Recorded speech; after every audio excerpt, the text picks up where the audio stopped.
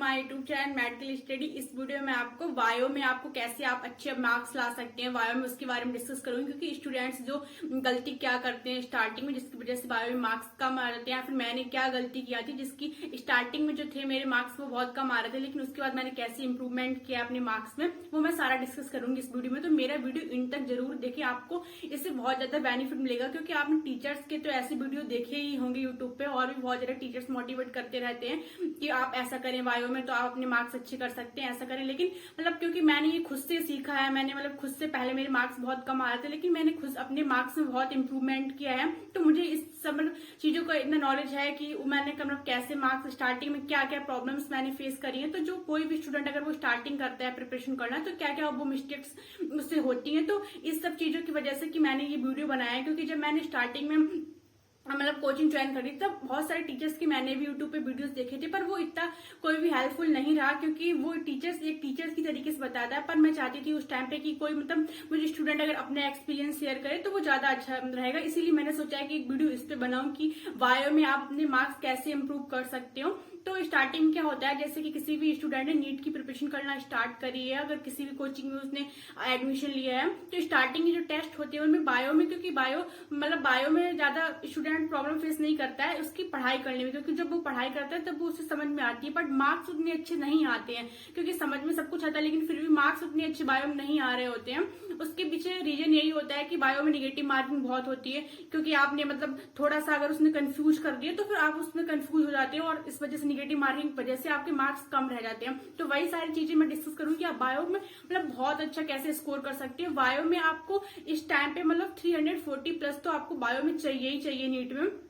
तो वो आप मतलब इस लेवल तक कैसे पहुंच सकते हो वो सारी चीजें मैं आपको डिस्कस इस वीडियो में करूंगी। आप मेरा वीडियो इन तक जरूर देखें, ये आपके लिए बहुत ही हेल्पफुल रहने वाला है। Let's begin. सबसे पहले तो मैं ये बात करती हूँ कि बायो में जैसे कि आपने कोई भी क्लास अपना ज्वाइन किया, तो आपको क्लास में जो भी क्लास में पढ़ाया जा रहा है बायो में, तो बायो में क्या होता है कि आपको सबसे पहले, क्योंकि सब लोग बोलते हैं कि एनसीईआरटी पढ़ लो, सिर्फ एनसीईआरटी पढ़ लो, और मतलब NCERT line to line NCERT जरूरी है, तो मतलब बहुत ज्यादा जरूरी है एनसीईआरटी, लेकिन ऐसा भी नहीं है कि आप सिर्फ और सिर्फ एनसीईआरटी को लाइन टू लाइन पढ़ लो तो आपको जो है सारे आपके कॉन्सेप्ट क्लियर हो जाएंगे और आप मतलब बहुत ही अच्छा मार्क्स ला पाओगे। तो ऐसा भी नहीं है, क्योंकि एनसीईआरटी अगर आप लाइन टू लाइन मतलब एक एक सिर्फ एनसीईआरटी ही पढ़ोगे तो फिर आपको उतना समझ में नहीं आएगा, क्योंकि एनसीईआरटी में बहुत सी सारी चीजें होती है जो डायरेक्ट लिखी होती है, मतलब उनका जो एक्सप्लेनेशन होता है वो एनसीईआरटी में नहीं दिया रहता है, तो उसके लिए आपको मतलब वो समझना पड़ेगा। कोई भी टॉपिक, जैसे कि मैं बात करूं ह्यूमन फिजियोलॉजी है, तो ह्यूमन फिजियोलॉजी एक मैं एग्जांपल के तरीके से बता रही हूँ, जैसे कि डाइजेशन एंड एब्जॉर्प्शन चैप्टर हुआ, तो उसमें एनसीईआरटी अगर आप लाइन टू लाइन सिर्फ एनसीईआरटी मतलब आपने उससे पहले उसे समझा नहीं है कि अगर मतलब क्या कैसे होता है, डाइजेशन कैसे होता है, आपने उससे पहले उसे समझा नहीं और डायरेक्ट आपने एनसीईआरटी अगर पढ़ना स्टार्ट कर दिया लाइन टू लाइन, तो आपको इंटरेस्ट भी नहीं आएगा, और फिर आप लाइन टू लाइन अगर पढ़ोगे तो उस टाइम पे तो आपको समझ में आ जाएगा, लेकिन 2-4 दिन बाद फिर आप भूल जाओगे।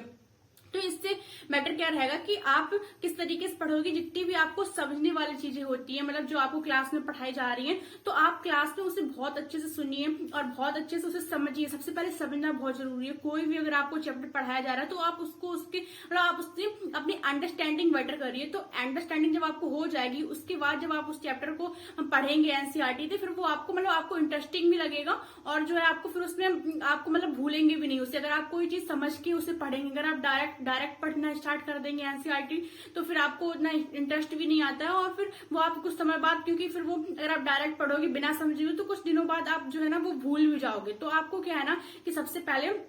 उस चीज को समझना है, मतलब समझना जो भी एनसीईआरटी में लिखा है तो उसको समझना पड़ेगा, और समझने के लिए आपको थोड़ा सा मतलब ज्यादा बाहर नहीं जाना है, बस थोड़ा सा बाहर का देखना पड़ेगा कि मतलब उसको समझने के लिए एनसीईआरटी का ही पढ़ना है। पर एनसीईआरटी को एक्सप्लेनेशन मतलब एनसीईआरटी में जो लिखा है उसको एक्सप्लेन आपको अच्छी तरीके से हो, तो उसके लिए आपको थोड़ा सा बाहर का देखना पड़ेगा कि जो प्रोसेस क्या हो रही है। और बायो में सबसे अच्छा यही होता है क्लास में मतलब जो टीचर्स पढ़ाते हैं आपको वो डायग्राम बना के पढ़ाते हैं। बायो में आप अपना इमेजिनेशन जितना अच्छा रखेंगे तो वो ज्यादा बेनिफिशियल होगा आपके लिए, क्योंकि बायो में अगर आप डायग्राम कोई भी चीज अगर बना के पढ़ेंगे तो वो आपको ज्यादा बेनिफिट रहता है उससे। अगर आप डायरेक्ट लाइन टू लाइन अगर किसी भी टॉपिक का समझ रहे हैं तो उतना ज्यादा आप ऐसा खुद करके देखिए एक बार, अगर आप बने बायो में डायग्राम बना के आप देखिए और डायग्राम से आप उस चीजों को समझे तो आपको वो ज्यादा अच्छे से समझ में आता है। अगर आप सब डायरेक्ट लाइन टू लाइन अगर रीड करते हैं तो वो उतना अच्छा आपको क्लियर नहीं होता है। और अगर आप डायग्राम बना के रखेंगे तो आपका उसमें इमेजिनेशन आपका क्लियर होता है, जिसमें आपको बहुत ज्यादा बेनिफिट होता है। और मतलब आपको जितने भी समझने वाली चीज हुई तो आपने वो तो चलो समझ लिया, तो आपको वो समझ में भी आ गया। तो अब आपको क्या होता है दिक्कत की, जो भी मतलब ऐसे चैप्टर्स कुछ होते हैं, जैसे कि मान लो प्लांट किंगडम हुआ, तो प्लांट किंगडम में बहुत सारे एग्जांपल्स होते हैं। अब जैसे कि ब्रायोफाइटा के एग्जांपल्स याद कर ले, टेरिडोफाइटा की और भी ऐसे चैप्टर्स हुए जेनेटिक्स, उसमें भी बहुत सारा अलग ऐसा डाटा दिया जाता है, जैसे क्रोमोसोम 1 पे कितनी जीन्स है और इकोलाई के अंदर जीनोम में कितनी जीन्स है। तो जो ऐसा कुछ डाटा याद करने को रहता है तो इसमें तो कुछ समझने को है नहीं, तो इसमें तो ऑब्वियस सी बात है ये आपको याद रखना पड़ेगा। तो इसके लिए क्या है ना कि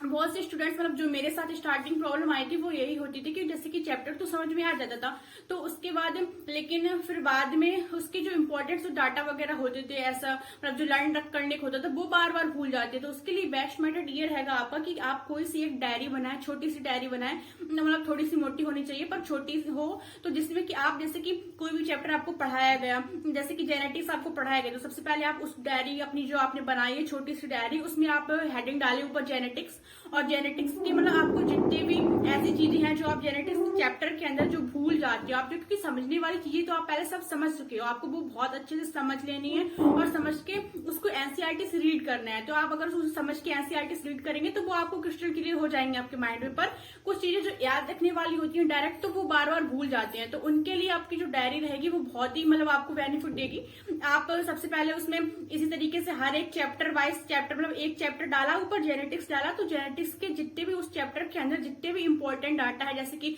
क्रोमोसोम बाई पे कितनी जीन्स है, क्रोमोसोम 1 पे कितनी जीन्स है,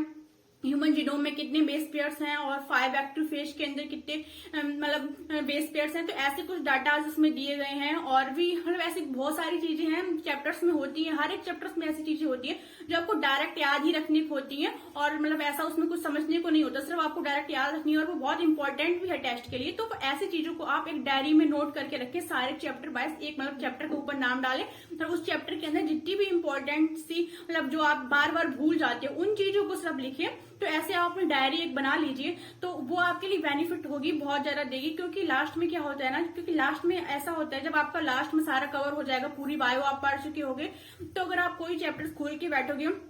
तो फिर आपको लगेगा ये तो बहुत सारा चैप्टर्स है और आपको बहुत सारी चीजें समझ में भी उस चैप्टर्स में आती है, लेकिन कुछ जो ऐसी चीजें हैं डाटा वाले जो आप मतलब उसमें दिया गया है कुछ, तो वो जो चीजें आप भूल जाते हो तो वो आपको कॉन्फिडेंस कम करेंगे कि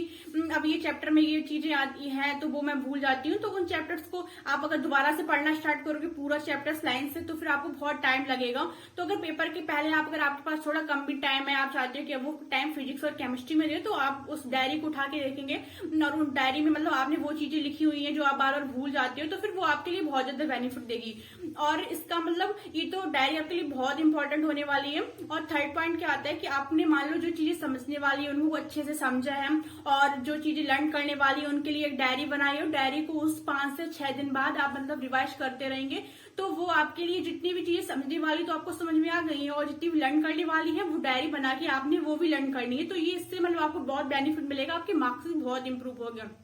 थर्ड पॉइंट क्या आता है कि जैसे कि आप टेस्ट को कैसे दें, मतलब टेस्ट में क्या होता है कि मतलब आपकी निगेटिव मार्किंग को इम्प्रूव करने का यही एक तरीका है कि आप जो है ना क्वेश्चंस को बहुत अच्छे से रीड करें। क्योंकि बायो में आप जल्दी करने का कोई तरीका नहीं, अगर आप मतलब पेपर आधा घंटे पहले भी करके बैठ जाते हो तो भी कोई आपको मतलब उसमें प्राइस तो मिलने वाला है नहीं कि आधा घंटे पहले हो गया। मतलब आपको अच्छी तरीके से मतलब आपको पेपर पूरा एक्यूरेट होना चाहिए, आप जितना करो वो निगेटिव मार्किंग नहीं होनी चाहिए ऐसा। तो आपको इसके लिए क्या है, क्वेश्चन को बहुत अच्छी, आपको कंसंट्रेशन आपका बहुत स्ट्रांग होना चाहिए, क्योंकि बायो के पेपर के लिए कंसंट्रेशन ही, नीट में कभी कोई ऐसा टफ क्वेश्चन नहीं आता जो भी एनसीईआरटी से बाहर हो, ऐसा कोई क्वेश्चन नहीं आएगा। बट क्या है ना कि आपका कंसंट्रेशन वो चेक करते हैं कि आपका कंसंट्रेशन कितना है, तो आप कंसंट्रेशन बहुत आपका स्ट्रांग होना चाहिए, हर एक क्वेश्चन को बहुत अच्छे से रीड करें आप। और स्टार्टिंग में अगर आपकी निगेटिव मार्किंग होती है, आपने अगर अभी सब 1-2 टेस्ट दिए हुए हैं, तो आपको इतना ज्यादा परेशान होने की चीज नहीं है। बस ये है कि आप जैसे कोई भी टेस्ट दे के आते हो तो उसकी एनालिसिस करना बहुत इंपॉर्टेंट है। आपने अगर कोई भी टेस्ट दिया तो आप उसकी एनालिसिस करें, क्या क्या आपने गलतियां करी हैं, उन गलतियों को आप सुधारें,